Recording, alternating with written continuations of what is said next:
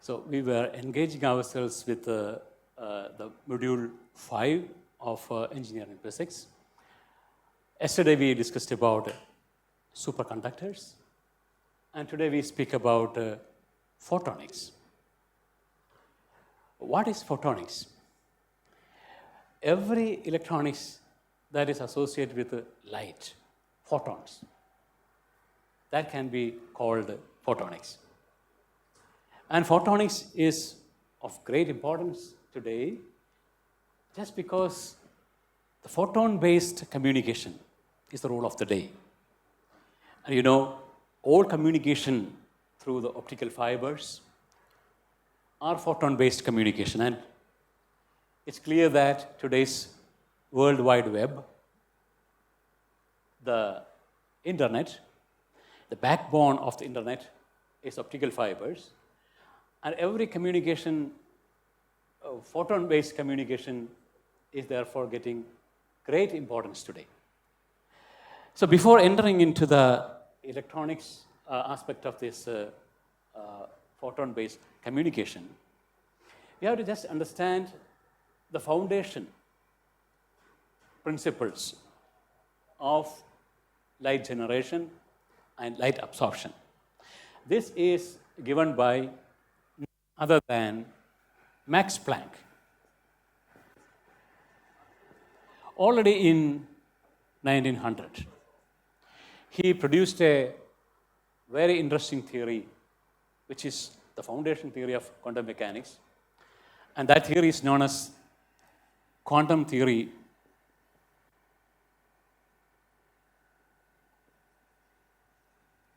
of radiation.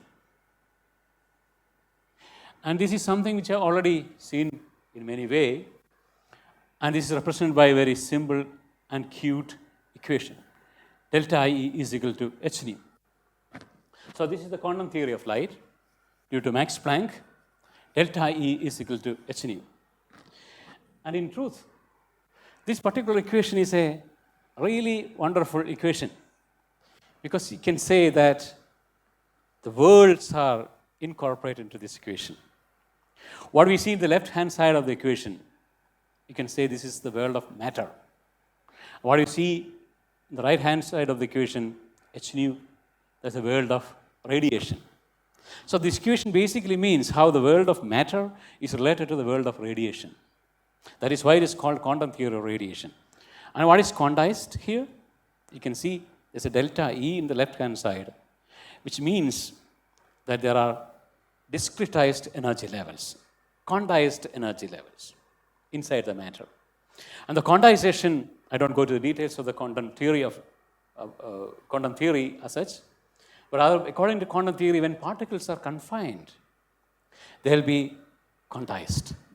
The energy levels will be not continuous, rather discretized, and the material will be quantized. So what we see inside the material, any material for that matter, will be large number of energy levels occupied by quantum mechanical particles. And what are quantum mechanical particles? They can be, for example, electrons, they can be nucleons, they can be atoms as such, or they could be even molecules. So you have the definition of matter, the left-hand side of the equation, which will be having at its heart many energy levels occupied by quantum mechanical particles. And on the right-hand side, you have the definition of the photon. The photon is defined by h is the Planck's number, and u is the frequency. So frequency is color, by the way. So a certain color of light will be coming out. So this is the basic idea. You can read this equation. Interesting part of this equation is that it can be read in both directions. If you read in the forward direction, the equation means that the light comes out of the heart of the matter. Light emanates from the heart of the matter. The different quantum mechanical particles, when they de-excite from a higher energy level to a lower energy level, with the difference in energy delta E, a particular quanta of light will be produced. So how light comes out of the matter?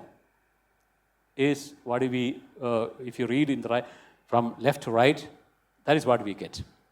Now this equation can be also read from right to left. It means what will happen when light is falling on a material? Radiation is falling on a material. What will happen to it? You know, right now my shirt is looking blue. If I ask the reason why it is looking blue, I can say that I am standing in a background of artificial light here. Now it will be having a large number of colors represented by different hues. And out of all colors, material of my shirt absorbs all colors excepting blue. That is why the blue remains here, and that is why my shirt is looking blue. So, the phenomena of absorption of radiation by matter, that is what we get when we read this question from right to left. So once again, how the light is produced, you can say this is what is called emission of photons. When we read this equation from left to right, now you can also read the equation from right to left, then it will be absorption. So absorption and emission of a light is the foundational when we speak about photons. How photons are created, how photons are consumed or absorbed. So this is the heart of the quantum theory of radiation. So we can maybe represent it by energy levels. Let's say you have an energy level E0, a lower energy level, ground energy level, and let's imagine this energy level E1 is an excited level, a level higher than E0. Now let's imagine to this particular matter which is having these discretized energy levels by quantum mechanics, let's imagine a radiation is approaching, coming and falling on incident. And according to that particular theory, this light will be absorbed if this particular photon is having an energy which is equal to E1 minus E0. This is nothing but delta E. So the quantum mechanical particle which is sitting here, as I told you, this could be nucleons, electrons, atoms, and molecules. What will they do? They will absorb this light and will get excited to the higher energy level. So absorption of light can be represented like this. Now let's also discuss about the emission of light. The emission of light happens due to a kind of de-excitation of the same particle from a higher energy level to a lower energy level. So what happens here is that a radiation will come out, which is having a definition h nu, which is equal to, again, E1 minus E0, or this is nothing but delta E. So light will be absorbed, light will be produced, all according to quantum theory. Interestingly, the entire electromagnetic spectrum can be explained by this quantum theory of radiation by Max Planck.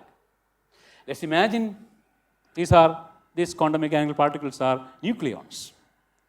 So they will get excited, the energy gap will be much larger, and these nucleons excited, and you get the most energetic radiation, which is called gamma ray. So you can say that gamma ray is due to de-excitation of nucleons between nucleonic energy levels. Now what comes next in the electromagnetic spectrum? X-ray. So you can say that the inner electrons in the K shell, L shell, they are called inner electrons. They are de-excited from inner electronic higher energy level to inner electronic lower energy level. That will give you a highly energetic ray, which is less energetic than gamma ray, but high energetic ray, X-ray. X-ray is produced like that. So it's an electronic transition, but inner electronic transition. Inner electronic de-excitation gives you X-ray. Now, what comes next? Ultraviolet and visible light. Again, there is electronic de-excitation, but this time These electrons are in the outer levels of outer shells of the electron orbits. For example, M, N shells, for example. Now, these electrons are de-exciting from outer shells. Then you have ultraviolet and visible light. Now, what comes next is infrared. You have to imagine right now atoms and molecules as the quantum mechanical particles. And we are excited somehow to the higher energy level. And in this case, it's a vibrational energy level. Atoms and molecules are vibrating. And these vibrational energy levels are created, and a higher vibration energy level, these atoms, molecules are de-excited to a lower vibration energy level. This will give you, again, another light, another photon, which you call infrared. Now, the next question is, what comes next in the electromagnetic spectrum? Microwave. The microwaves are, again, due to atoms and molecules, but this time, there's a rotation for these atoms and molecules. So the transition of a higher rotation level to the lower rotation level by atoms and molecules, they will give you the microwave. And what comes next? Microwave.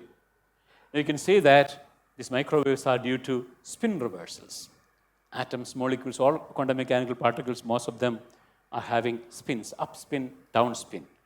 Up spin is having higher energy, and down spin is having lower energy. So a transition between up spin to lower spin, up spin to down spin, that will give you another photon, which you can call microwave. So the entire electromagnetic spectrum can be explained based on this quantum theory of radiation. Now, we have studied what is quantum theory of light, how to create photons, how to absorb photons, but you have to relate that with electronics. The foundational component of electronics is nothing but p-n junctions. So let's analyze how p-n junctions are absorbing and emitting radiation. So before going to that, we should know what is a p-n junction. We have studied many things about it, but at the same time, right now we have to summarize and understand in a clear sense. We have, for example, we have an intrinsic material. Intrinsic material which is used to develop P material or N material are generally tetravalent materials. The elements which falls in the group 4 of the periodic table, which means they are having 4 electrons on the outer shell.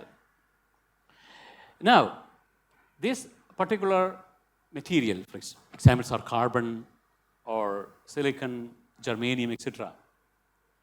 So these materials are used to create p-n junctions.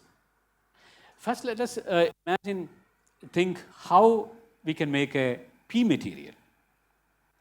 We take this intrinsic material.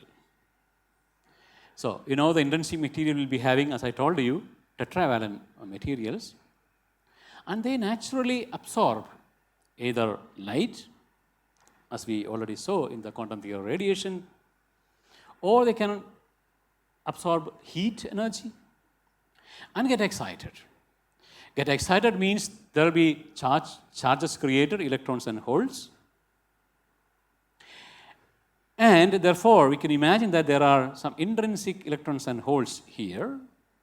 Now, to that intrinsic material, which is already excited and having some charge carriers in a balanced way, electrons or holes in equal number, we are doping. Now, first we discuss about p-doping. What is p-doping? This intrinsic material is doped by trivalent materials. You have seen that. So, there will be a total number of electrons at the outer shell will be 7, which is 8 minus 1. And all atoms will try to have octaves in the outer shell. That's a perfect number. But right now we have only 7, 4 plus 3. And therefore, there will be absence or vacancies or holes for electrons. Absence of electrons, absence of negative charges will be there. Absence of negative charge you can represent as a positive charge. So there will be positively charged holes in this particular material when an intrinsic material is doped by a trivalent material.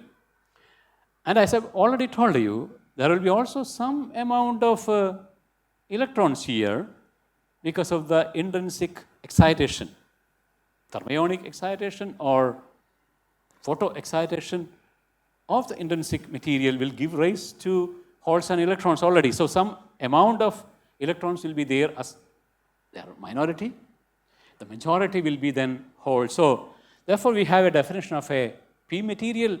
P material is a material with majority carriers as holes and minority carriers as electrons.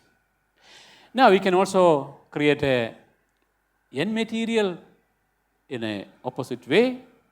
In this case, this intrinsic material, which is already excited and having some charge carriers, are doped with pentavalent elements, materials. So penta means 5, so you can have 4 already there on the outer shell, 4 plus 5, 9, so 8 plus 1. So one extra electron will be there. So there will be large number of electrons in this particular material, which we call N material. And as I've told you, by the excitation of the intrinsic material, you'll be also having some holes. So we have the definition of P material, N material. What is P material? P material is a material with majority carriers as holes and minority carriers as electrons.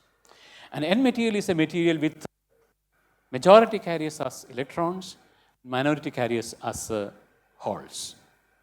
We have already said 3 things are happening. Now let's consider the energy level diagram of this p-n junction. And this is very important because you know, according to Planck's quantum theory of radiation, energy levels are creating photons. Delta E is equal to h nu. So when we think about the absorption or emission of light by a p-n junction, you have to consider energy level diagram for this. And you know there are 2 important energy levels.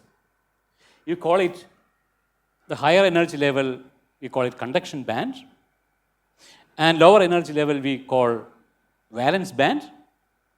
Conduction band will be containing electrons.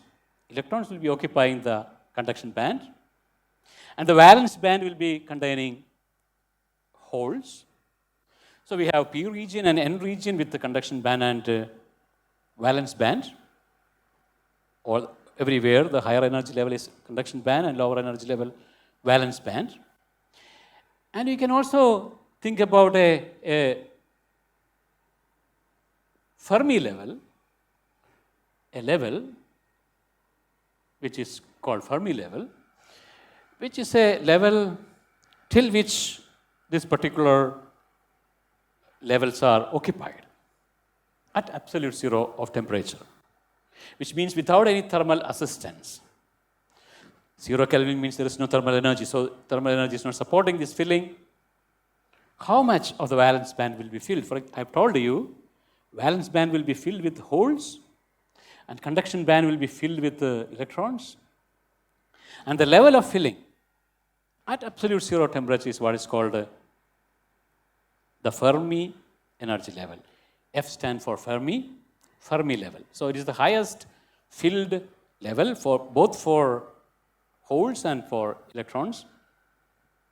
Holes filling valence band and electrons filling conduction band. There's yet another thing you should remember. That is the gap between the conduction band and valence band. This is what is called the energy gap. And this is the delta E, which we have to consider for the absorption and emission of light.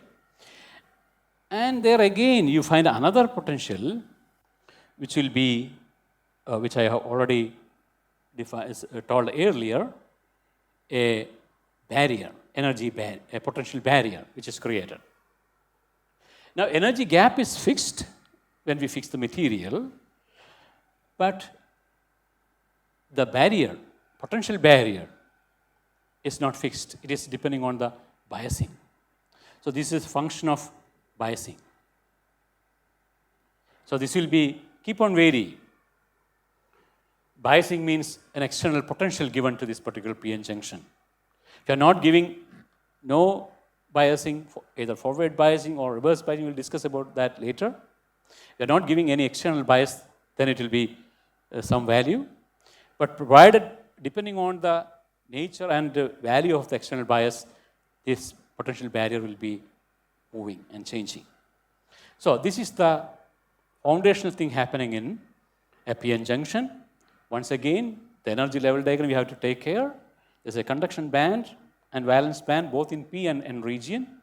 And there is a depletion region also in between. And every important phenomena related to absorption and emission of photons will happen in the depletion layer of the p-n junction. So we have already seen the formation of a p-n junction. And right now, we are going to analyze what will happen if you are forward biasing a p-n junction. By forward biasing, you know what is meant by that. You connect this p-n junction with a battery with its positive potential connected to the p region, as I have shown here, and negative potential of the battery is connected to the n region. So you should appreciate that there are two batteries right now. One is the interior battery, which is very much there for the p-n junction, internal bias. Now we are giving an external bias, a bias from outside. So internal bias and external bias. Let's see the functions of both bias. How does internal bias work? You know, internal bias is negative here and positive here. And now you can easily imagine it will work on the minority carriers. For example, in the n region, you have minority carriers as a whole, which is positively charged. Now, these positively charged holes will be drifted towards this negative potential, internal negative bias. So we should also understand what is meant by drift. You have already seen another concept, diffusion, which is purely dependent on the concentration gradients. Now, the drift is something which is depending on not on the concentration gradient, rather electric potential, electric gradient, or electric field. Now, we know there is an internal electrical potential, internal electrical barrier, or internal electrical field gradient, any name you call, which will act upon the holes, which will drift these holes towards this depletion layer. And similarly, the minority carriers here in the p region, which are electrons, which will be internally drifted towards this the positive side of this internal bias. This will be happening all the time. And there will be a balance. If there's no external bias, they will be reaching a balance, and the net current will be all zero. Because so much flow here will be balanced by the flow of electrons, and it will be all balanced. But when you give an external bias, this balance is broken. You're giving a very high positive potential. Of course, the internal potential in this side is negative, and very high negative potential to n region, where you have a positive potential. Now, how does this external bias work on the system? That is the question. External bias is preferentially acting on the majority carriers. For example, the majority carriers in the p side are holes, and it is getting a positive potential. What will it do? These holes will be drifted towards this. Holes will be drifted. Holes will be drifted in the opposite direction. So major flow of holes will be happening here under forward bias. I show these thick lines to show the major flow. And similarly, a major flow of electrons which will happen, which will be drifted by the negative potential from n side to this depletion layer. So, in the depletion layer, more over the drift which is given by the internal bias, a major drift of the majority carriers are happening. when we are forward biasing. And what happens there is large number of holes will be coming from P region to depletion layer, large number of electrons will be coming from N region to depletion layer. This is not a diffusion, this is a drift under the electric field, under the external electric field. Now, the conduction band of the N region will be depleted and the electrons will be coming to the depletion layer, and which will fill the depletion the conduction band of the depletion layer. Similarly, holes will be coming to the valence band of the depletion layer and be filling the valence band of the depletion layer. And now something very important happens. There will be a process which is called recombination of electrons in the conduction band of the depletion layer with the holes in the valence band of the depletion layer. Once again, there will be a recombination. As you know, electrons are always looking for recombining with the holes. Now, holes are there in the valence band of the depletion layer and large number of electrons in the conduction band of the depletion layer. And then happens this recombination. The electrons in the conduction band of the depletion layer will be recombining with the holes in the valence band of the depletion layer. And you know, as a result, there is a de-excitation happening right now. You can imagine there's a de-excitation. That's why I've shown this with the downward arrows. De-excitation is happening, and you can imagine then a light will be coming out. The light will be coming out, which will be depending on the energy gap. Not on the internal potential barriers, but right on the energy gap. Now, if it is around 1.47 or so electron volt, the corresponding light will be red light. So, red LED you will get. So, this is what is called LED, light emitting diode. So, you have a diode here, a PN junction diode, and now you are giving a forward bias to that PN junction diode, and a forward biasing of PN junction diode will lead to the recombination of electrons in the depletion layer with the holes in the valence band of the depletion layer, leading to the production of or emission of the radiation, which is having a frequency corresponding to the energy gap of this particular PN junction material. So, depending on this material, you will have the light. So, that's the important thing. So, you have to choose materials appropriately to have different values for EG, energy gap, the gap between conduction band and valence band, and that will be determining the color of the light. Color, as I told you, is a frequency. The frequency will be determined by the energy gap. So, you can think about LEDs of different colors as you have seen in our life, and this is possible by choosing different materials, different energy gaps. So, this is the effect of forward biasing. When you forward bias a PN junction, you get emission of light out of it.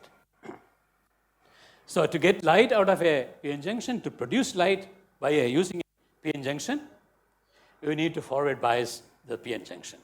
Now, let us discuss what is happening under reverse bias. Under reverse bias, you already know the external bias, the negative potential of this external bias is given to the P side, and the positive potential is given to the N side, which means you can imagine externally looking electrons will be attracted to this positive potential, holes will be attracted towards this negative potential. But at the same time, you can imagine there will be drift of the minority carriers in the P side, and there is also drift of the minority carriers, which are holes in the n side, and that drift of the minority carriers are promoted. Holes are moving in this anti-clockwise direction, and electrons are moving in the clockwise direction, which means, in other words, this particular barrier will be expanding itself. And this will be reflected in the energy level diagram. The highest filled energy level, which we call Fermi level in the P region, EFP, is lifted up. And similarly, the Fermi level in the N region is lifted down, making the barrier very steep. For electrons, this is the barrier. Just climb this barrier. For holes, even though it looks down, it goes down, it's like a slope. If it were electrons, it were a slope. But for holes, it's a hill again. You see, it's in a reverse way, because it's positively charged. So for them, the hill is also, for both of them, both charge carriers, the hills are becoming steeper and steeper as you increase the reverse bias. Or in other words, the barrier is expanding itself, and therefore it is very difficult for electron and holes, electrons from the N region to reach the P region, or from electron from P region to go to the N region. So basically there will be only minority currents present here, current due to the minority carriers, which is already there. So therefore, you can say that this particular p-n junction will be becoming non-conducting. It will not be allowing diffusion, it will be not allowing drift, it will be expanding this barrier, and therefore a p-n junction which is under reverse bias condition will be absolutely non-conducting. So in other words, a p-n junction will be like a valve. It will be conducting under the forward biasing condition and will not be conducting, will be closed in the reverse bias condition. So it's like a valve which is open in only one direction, and that direction is the forward biased direction. It will not conduct in the opposite direction. So it's just like a valve. So that is the use of this particular p-n junction in any circuit. It operates like a valve. Now let's imagine, towards this particular p-n junction, which is under reverse bias, let's throw light to see whether light will be absorbed by this. And you know, the absorption of light by any material is discussed under photoelectric effect. This is the masterpiece of none other than Albert Einstein, who made this theory of photoelectric effect as a part of his doctoral thesis. Already in 1905, he has created it, for which he got Nobel Prize. So it's a Nobel Prize winning idea, the photoelectric effect, which is, the idea is created by none other than Albert Einstein himself. He didn't get Nobel Prize, for example, for his theory of relativity, but for photoelectric effect, he got Nobel Prize. As the very word means, it's a photoelectric effect. Photo means photons, electric means electron or holes in this case, because there are two charge carriers for the p-n junctions, they are electrons and holes. Now the question is, what will happen when light is falling on this depletion layer which is under reverse bias? There will be photogeneration. That's the first point we should see. There will be photogeneration of charge carriers. There will be, due to photoelectric effect, there will be photogeneration of charge carriers. Charge carriers, as you know, are electrons and holes for p-n junction. So what actually happens is that a photon falls and kicks off electrons from the hole. So electron will be freed and holes will be also freed. So there will be large number of electrons and holes created here. So let's say electrons are created, large number of electrons according to the intensity of the light. In the depletion layer, they are created. Large number of holes. Actually, they are created together. Electron hole pairs are created. This generation of electron hole pair, but you know, there's a bias here. Because of the bias, the generated electron hole pair will be separated. So this is, it will be separated. Attracted electrons will be attracted towards the positive potential. Both intrinsic bias and the external bias will be all driving the electrons in the clockwise direction. And negative potential, intrinsic bias and extrinsic bias, both of them will be driving the holes, the anti-clockwise direction. So the circuit will be completed, and large amount of current will be flowing through this particular circuit. This is what is called photocurrent. So in other words, this particular p-n junction can be also used to detect photons. When photons are falling on the depletion layer of this particular p-n junction under reverse bias, we can detect photons as electrons and holes. Electron and hole current, the current will be created, electrical current will be created when photons are falling. And the intensity of the current will be proportional to the intensity of the light radiation. So not only the presence of the photons can be detected, but the intensity of the photon which is falling on the depletion layer can be determined by measuring the current which is flowing through the circuit. This is amazing because, you know, when we use this kind of devices in a photonic environment for production and detection of light, in the photon-based communication, in a photon-based communication, you can imagine there are three steps. The first step, there is a transmitter, which will be basically the photons. So the LED, which is forward bias, can be used as a transmitter, which can create, for example, we have already seen LED, the light-emitting diode, which creates light. That can be used in the transmitter side. And of course, there will be a channel. We'll be discussing about the channel. They are called optical fibers, which we'll be discussing tomorrow. Now, on the receiver side, you need to have some kind of this reverse bias p-n junction, which can be then called a photodiode. So photodiode is nothing but a p-n junction in the reverse bias. It's a photodetector. It detects the photons, and it also allows you to measure the intensity of the light falling. So it detects light and measures the intensity of light.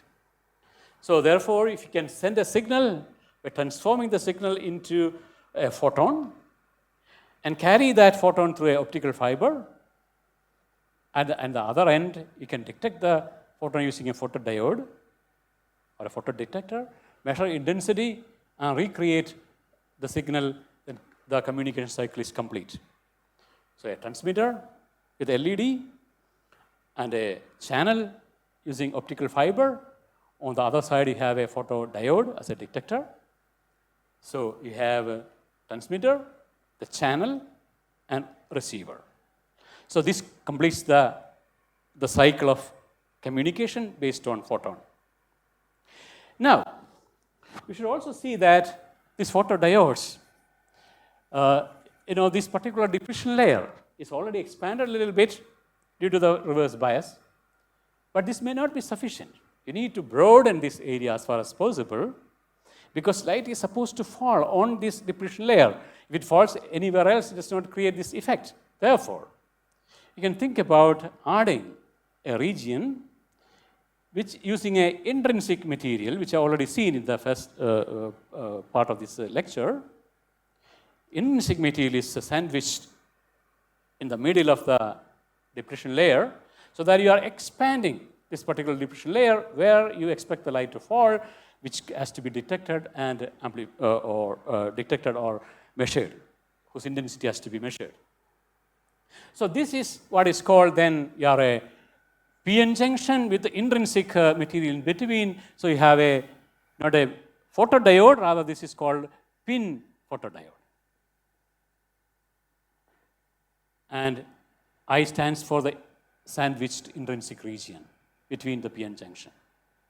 So PIN photodiode is supposed to work better than a PN junction photodiode, because you have expanded the middle region, which will be able to receive large amount of light in a better way, to produce large amount of currents, corresponding current, and it will be then more sensitive to operate. Now, let us discuss solar cells.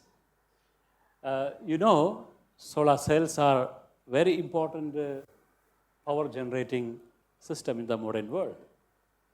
And we are very proud as Kochais, people live in Kochi, that our international airport is fully energized by photovoltaic cells.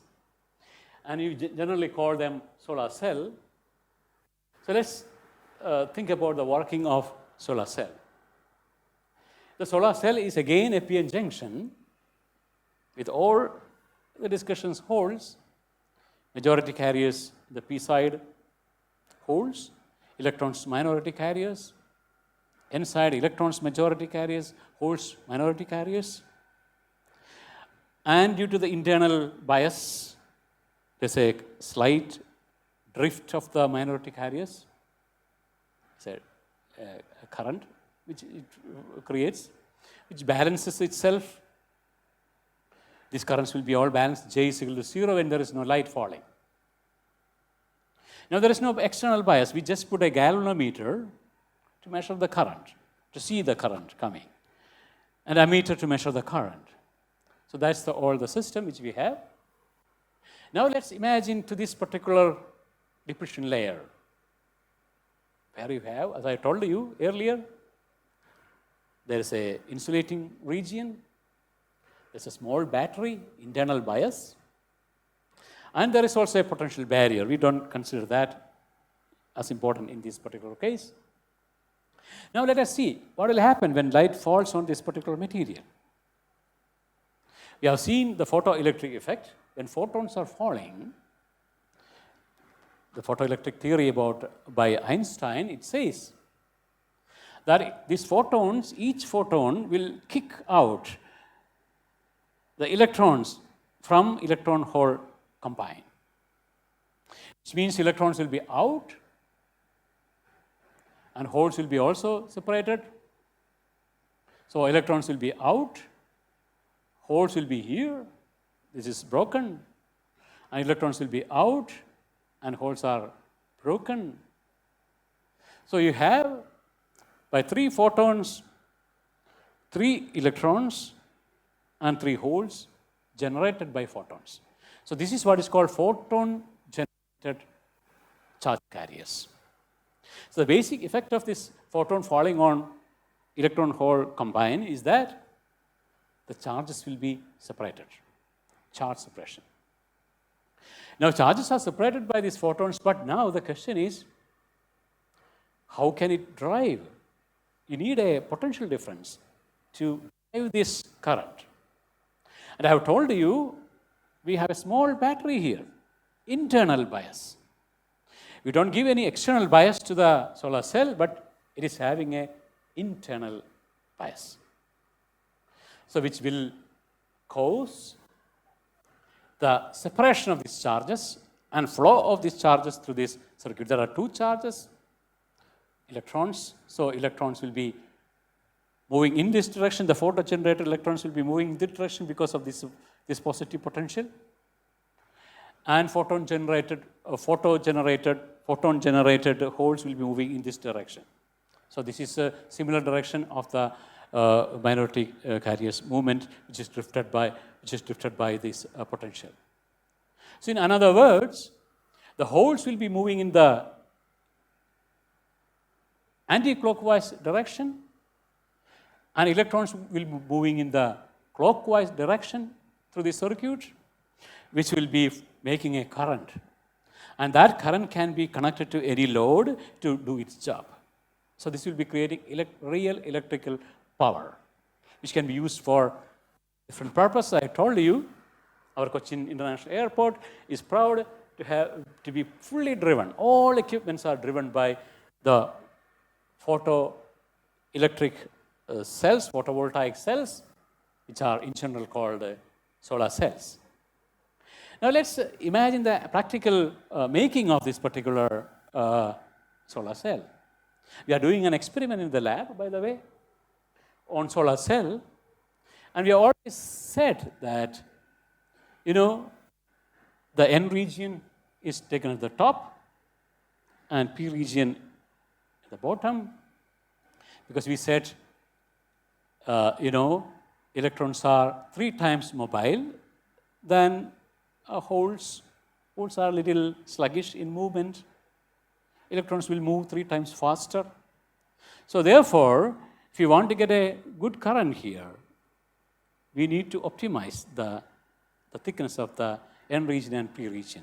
P region should be 3 times larger than the N region, so that the time taken for holes to travel from the depletion layer, as I told you, it is at the depletion layer, the charge suppression is happening. That time taken should be equal to the time taken by the electrons to travel from this depletion layer to the next electrode. So therefore, only then the circuit will be perfectly complete and the current will flow. So construction of a PN junction, which is operating as a solar cell, you have to have N at the top and P at the bottom. And N should be 3 times less thicker than the P region to satisfy this condition. And it also facilitates the light to fall on the depletion layer. Because if this is very thick, light will not penetrate and reach this particular depletion layer. And this has to be transparent also a little bit, or at least translucent, so that light should be reaching this depletion layer. So this gives you the practical idea of design of a solar cell. So once again, solar cell in actual practice is designed in such a way that N at the top and P at the bottom, and P having 3 times thickness as the and N made of the translucent or transparent material, so, all in order to facilitate light to fall the depletion layer, where this particular process of photogeneration and suppression of charge carriers is taking place. Now let me conclude this particular session by speaking about semiconductor lasers. Even though it is not part of your regular syllabus, we are using a good number of semiconductor lasers in the lab. So in order to understand how they are operating, how they are working, maybe it is good for us to know how the semiconductor lasers are made. The major difference in the making of a semiconductor laser is that it is not just a PN junction. Rather, it is a P plus N plus junction. By that we mean the P material is a material which is heavily doped. And similarly, N material heavily, which means that there is a heavily doped P material joined together with heavily doped N material. And this will be reflected in the Fermi level diagram. The doping should be such an extent that a Fermi level drone will be lying in the valence band of the P plus region, and which will be at the same time lying in the conduction band of the N plus region. This is what is called doping till degeneracy. So such an amount of doping should be there for this material to be operating as a laser. And I hope you know the difference between an LED and laser. LED is producing light, of course. When a PN junction is forward biased, it's a just PN junction, not P plus N plus junction. PN junction forward biased gives you LED. And what happens there in the production of light can be described as a spontaneous emission of photons. So electrons and holes are recombined, as I told you in the earlier session, And spontaneously, at the same time, simultaneously, they are creating this particular light, which is called LED light. And the difference from LED to laser is that laser is due to, as you know, it is light amplification due to stimulated emission of radiation. Stimulated emission. SE stands for stimulated emission. So therefore, we have to create a condition for stimulated emission. I have already told you the material condition, the level of doping the material should be having. This P and N material should be doped in such a way that the Fermi level lies at the same time in the valence band of the P plus region and N plus, and the conduction band of the N plus region, which means this is doped till degeneracy. Such a material is given a forward bias. Now, on the forward bias, there is also another condition. Let's imagine we are forward biasing. We are drawing a curve between the forward biasing current and the power of the light which is coming out. Just imagine that we are giving a forward biasing till this particular point, which is corresponding to a critical current, because a critical phenomenon is going to happen beyond this forward biasing current. That is why it is called a critical current. Now, this particular region, as you increase the forward biasing current, the brilliance of this LED will be linearly increasing.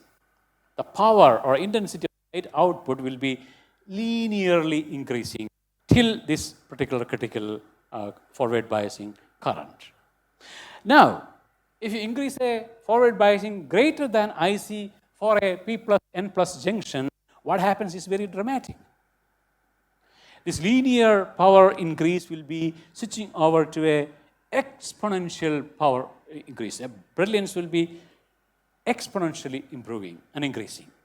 That is when we say this particular light is not due to spontaneous emission as in LED, rather it is laser. So you can have two regimes for this particular PN junction, even when it is P plus N plus junction, depending on forward biasing. Forward biasing current below IC will give you LED, which is due to spontaneous emission of photons. Whereas if the forward biasing current is greater than IC, then you have stimulated emission of radiation. You have laser. So here you have light emitting diode, and here you have in this regime where forward biasing current is greater than a critical value, you have semiconductor laser, which, as you know, is a very powerful and coherent light source. Both spatially and temporally they are coherent. That is why when you switch on a laser, it travels in one direction. It's a directional light. It is spatially coherent light. And again, it's highly monochromatic. It's very brilliant red color, which I've seen in the lab. LED is not that brilliant. So brilliance means monochromatic. Or that particular light is very highly monochromatic.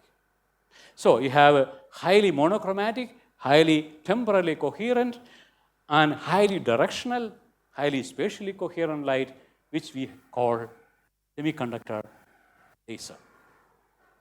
So we have discussed two things right now, two types of emission of light. One is emission, spontaneous emission from LED, and second, stimulated emission in the laser. And what happens, for every laser, there's a condition of population inversion. Should happen. So that can be explained like this. In the depletion layer, the conduction band of the depletion layer will be highly populated by electrons, and the valence band of the depletion layer will be highly populated with the holes. So this is what is called a population inversion in the case of a semiconductor laser. Now, to this population inverted material, if you send a trigger, what will happen? all of them, all these electrons in the conduction band of the depletion layer will be simultaneously recombining with the holes in the valence band of the depletion layer, which give you a flood of powerful light due to stimulated emission, and that is which we call semiconductor laser light. So to summarize the session on photonics, let us go like this. As I told you in the very beginning, this photonics is very much related to the communication today. As I told you, the World Wide Web or the internet is almost completely, or 90%, is made out of this particular system. You know, for every communication system, you know, there is a transmitter and a receiver. And the transmitter and receiver will be connected by a channel. So in the optical communication or photonics, we have transmitter. So any kind of signal will be converted into photons, either by LED or by laser.